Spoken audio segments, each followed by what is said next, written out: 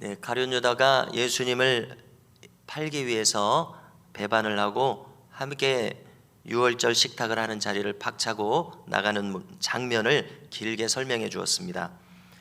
예수님께서는 가룟 유다가 자기를 팔 것을 미리 알고 계셨습니다. 그래서 오늘도 성경을 인용하셔서 말씀하시는데요, 제자가 배반하는 것이 성경에 이미 기록되어 있다는 그 증거를 보이시기 위해서 인용하셨습니다. 내용을 찾아보면은 시편 41편 9절을 인용하신 것인데요, 내 떡을 먹는 자가 내게 발꿈치를 들었다, 이렇게 한 성경이 응하게 하려 한다고 말씀하신 것입니다. 발꿈치를 들으면은 구체적으로는 그 발바닥을 상대방에 보이게 됩니다. 자, 이것은 그에게 반대하고 대적한다는 것을 뜻하는데요, 내 떡을 먹는 자라고 하는 것은 지금 이것은 다윗 왕하고 그의 아들 압살롬하고 그의 책사였던 아히도벨의 사례를 이야기하신 것입니다. 잘 아시는 대로 압살롬은 안타깝게도 부친인 다윗을 배반했습니다. 또 아히도벨도 다윗의 신하였지만은 압살롬에게 협조해서 다윗을 배반해서 압살롬의 책사가 됩니다. 이것을 이야기한 것입니다. 너무나도 안타까운 일이었는데요, 이 말씀대로 가룟 유다가 바로 주님을 배반하게 됩니다. 자, 20절과 같이 주님이 이제 말씀하시는데요, 20절을 찾으셔서 함께 읽겠습니다. 읽으십니다. 내가 진실로 진실로 너희에게 이르노니 내가 보낸 자를 영접하는 자는 나를 영접하는 것이요 나를 영접하는 자는 나를 보내신 이를 영접하는 것이니라. 아멘. 네, 지금 이 흐름과 따로 동떨어져 있는 것처럼 보이는데요, 무슨 말씀입니까? 지금 이 앞에 있는 12 제자들은 장차 주님께서 파송하시는 사도들이 됩니다. 사도들이라는 말 자체가 보내진 자, 보냄을 받은 자 아닙니까? 그런데 이 12 사도들 중에 가룟 유다도 본래 계획에 들어있는 자지만 오늘처럼 이렇게 배반해서 이런 무리에서 멀어져 버린다는 것입니다.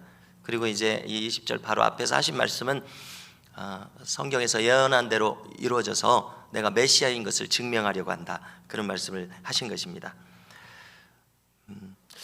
그런데 이 방금 20절에서 말씀하신 것은 우리가 생각해 본다면 얼마나 놀라운 말씀입니까?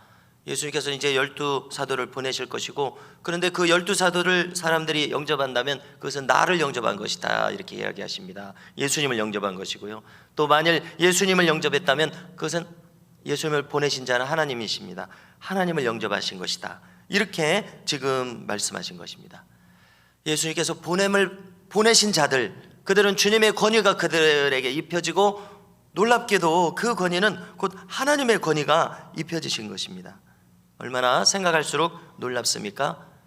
2000년 전에 주님의 제자들에게만 해당되는 것이 아니라 만일 우리가 주님께서 보내신 사명을 감당한다면 바로 우리에게 예수님의 권위가 입혀지고 하나님의 권위가 입혀진다는 그런 말씀 아니겠습니까? 그러니까 얼마나 놀라운 말씀입니까?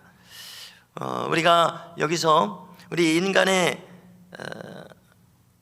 인상과 느낌, 바로 직설적으로 받아들여지는 바를 그대로 거론하면은요, 우리는 예수님에 대해서, 하나님에 대해서 이렇게 이야기를 했는데 우리의 첫인상은 이것입니다. 예수님은 하나님보다 열등하고 하나님은 더 크신 분이다. 우리의 첫인상은 이것입니다. 그런데 성경은 실제로 무엇이라고 말씀하십니까?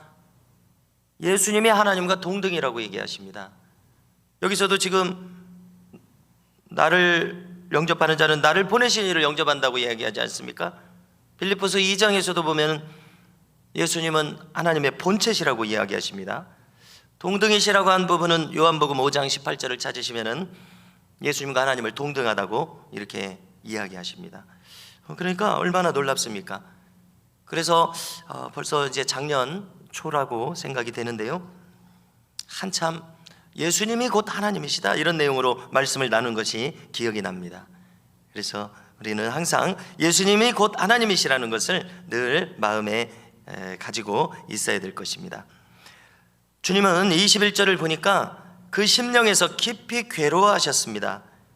왜냐하면 가룟 유다가 자기를 팔 것을 생각하니까 심령이 괴로우신 것입니다. 그리고 이제 이것을 거론하십니다. 괴로워만 하시는 것이 아니라 12 제자들 앞에서 거론하시기를 진실로 너희에게 이르노니 너희 중 하나가 나를 팔리라 이렇게 이야기하십니다. 지금 가룟 유다를 눈앞에 두고 이렇게 이야기하시는데요, 왜 이렇게 이야기하신다는 생각이 드십니까? 그것은 가룟 유다에게 기회를 주신다라는 생각이 들어집니다. 이 장면을 사도 요한은 조금 길게 이렇게 이야기합니다. 그래서 우리는 이 내용을 읽으면서 이 장면을 머릿속으로 떠올리게 되는데요, 주님께서 사랑하시는 제자가 주님의 품 안에 의지해 있습니다. 그래서 성경학자들은 이 주님이 사랑하시는 품 안에 있는 제자가 누구냐라고 이야기를 할 때 사도 요한이라고들 이야기를 합니다. 그리고 베드로가 지금 그 말을 하지 않고 지금 머릿짓으로 누군지 이야기하라고 지금 했다고 하지 않습니까? 어떤 상황입니까? 어떤 상황으로 그려지십니까? 아무래도 예수님에게 직접 이야기하기는 어렵고 지금 나이도 어리고 가까운 사도 요한한테 머릿짓으로 지금 예수님 누구를 가리켜서 말하라고 이렇게 한 것 같습니다. 그랬더니 사도 요한도 지금 정확히 모르기 때문에 예수님한테 누구신지 말씀해 달라고 이렇게 부탁을 한 것입니다. 그랬더니 주님은 바로 이야기를 해주십니다. 그것이 26절인데요 뭐라고 얘기하십니까? 내가 떡 한 조각을 적셔다 주는 자가 그니라. 그러니까 이 장면이 참 놀랍습니다. 직접 누구라고 이야기하시는 거 아닙니까? 그리고 이렇게 말씀하신 대로 가룟 유다에게 떡을 적셔서 그대로 주셨습니다. 그래서 주님께서는 이 장면에서 자기는 누군지 알 것 아닙니까? 가룟 유다는 지금 자기가 그 사람이라는 걸 알 것 아닙니까? 그러니까 가룟 유다에게 계속해서 기회를 주셨다는 생각이 듭니다. 그러나 가룟 유다는 그 마지막으로 생각되는 그 기회마저 저버립니다. 그래서 사도 요한은 기록하기를 즉시 사탄이 그 속에 들어갔다 이렇게 기록합니다.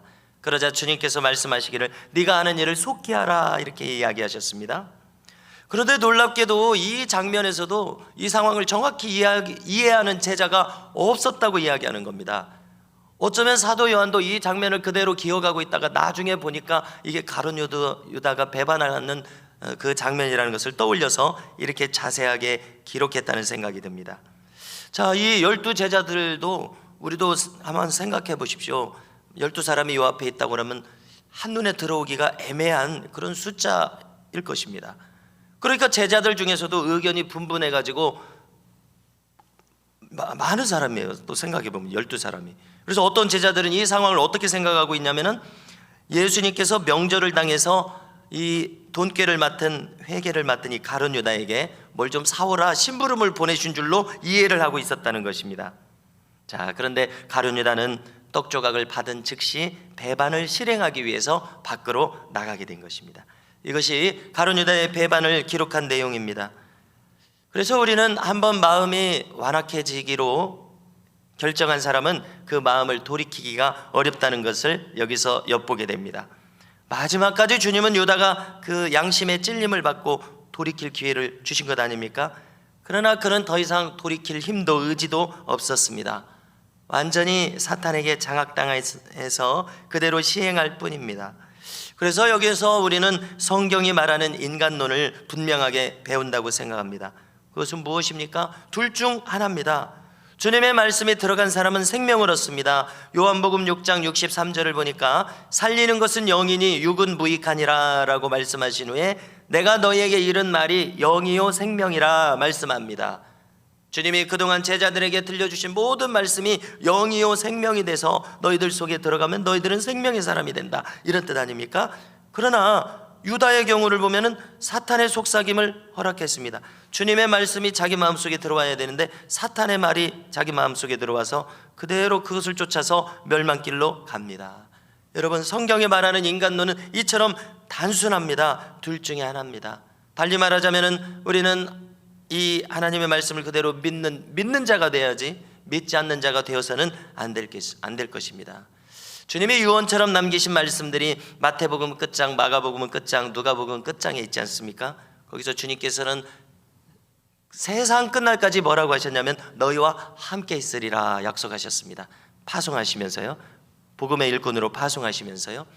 그래서 우리는 이 세상에 어떤 사람들밖에 없습니까? 그 관점에서 본다면 하나님께서 끝날까지 함께 하시는 사람이 있고 함께 하지 않는 사람이 있습니다. 그래서 이 새벽에 간절히 소망하는 것은 무엇입니까? 하나님의 말씀이 내 안에 들어와서 내가 생명길을 가는 사람이 되기를 원하고, 또 믿지 않는 자가 아니라 믿는 자가 되기를 원하고, 함께 하시지 않는 자가 아니라 함께 하는 자가 되기를 원하게 되는 것입니다. 세상 끝날까지 주님께서 함께 하시는 놀라운 은혜가 이 자리에 있는 저와 우리 모든 교우들에게 있으시기를 간절히 소망합니다. 주님께서는 끝까지 기회를 주셨는데요, 우리에게도 날마다 주시는 이 기회의 한 하루를 우리는 주님의 생명을 쫓아서 가는 이 하루의 기회의 날로 삼을 수 있기를 바랍니다.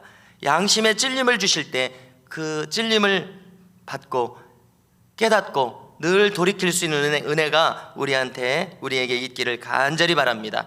그래서 모든 주의 백성들이, 이 자리에 있는 우리 모든 주의 백성들이 생명길을 걸어가실 수 있기를 간절히 소망합니다.